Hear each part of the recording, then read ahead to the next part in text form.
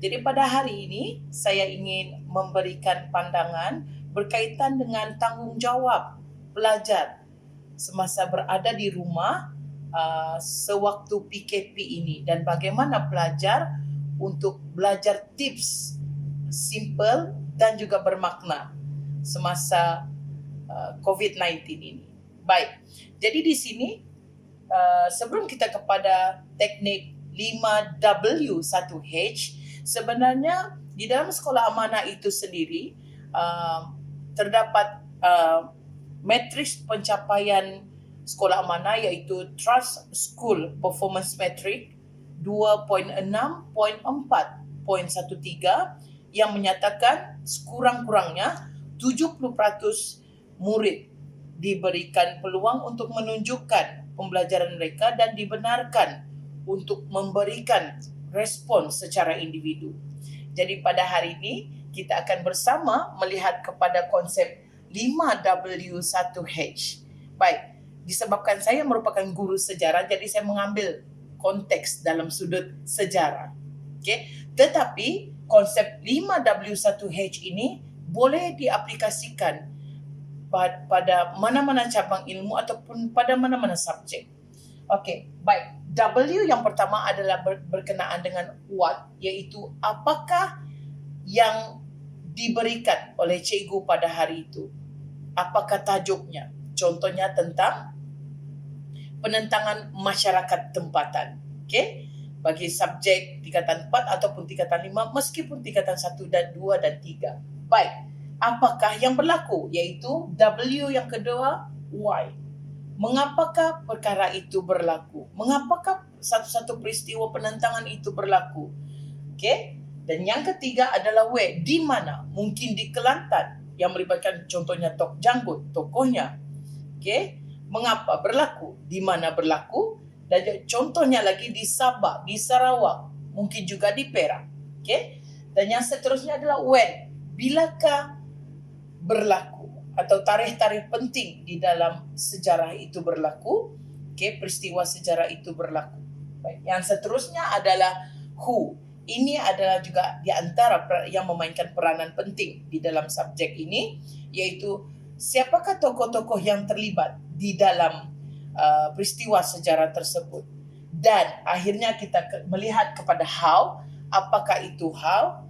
Iaitu bagaimana peristiwa itu berlaku, kronologi peristiwa itu berlaku, apakah kesan peristiwa itu, yang akhirnya secara rumusan konsep 5W1H ini kita akan mendapat teladan dan pengajaran daripada peristiwa yang berlaku di dalam sejarah. Namun semua pelajar boleh mengaplikasi teknik 5W1H ini di rumah dan ibu bapa juga boleh mengawasi anak-anak, mungkin bertanyakan dengan anak-anak menggunakan teknik 5W1H ini. Saya ingin kongsikan tips kepada ibu bapa di luar sana bagaimana melaksanakan penilaian hasil kerja rumah anak-anak anda, anak-anak kita di rumah semasa PKP ini berlangsung.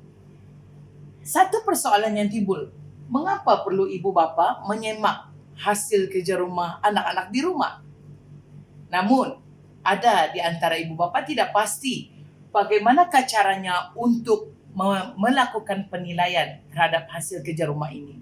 Baik, di sini saya ada beberapa cadangan berkaitan dengan marking policies ataupun peraturan pemeriksaan tugasan kerja individu kumpulan bagi SMK Bongawan 2, Sekolah Amanah Papar Sabah. Baik, yang pertama sekali, sudah pasti tanda right di situ adalah betul, X adalah salah, EX maksudnya adalah ejaan adalah tidak betul ataupun salah, kemas dari sudut kekemasan tulisan, dan tiada tarikh. Ini adalah faktor yang sangat penting pada waktu ini kepada hasil tugasan anak-anak, ataupun mungkin tiada nama, mana-mana yang tidak ada kaitan, tidak relevan, dan yang paling penting adalah hasil kerja yang sangat baik kita berikan bintang. Contohnya 3 bintang.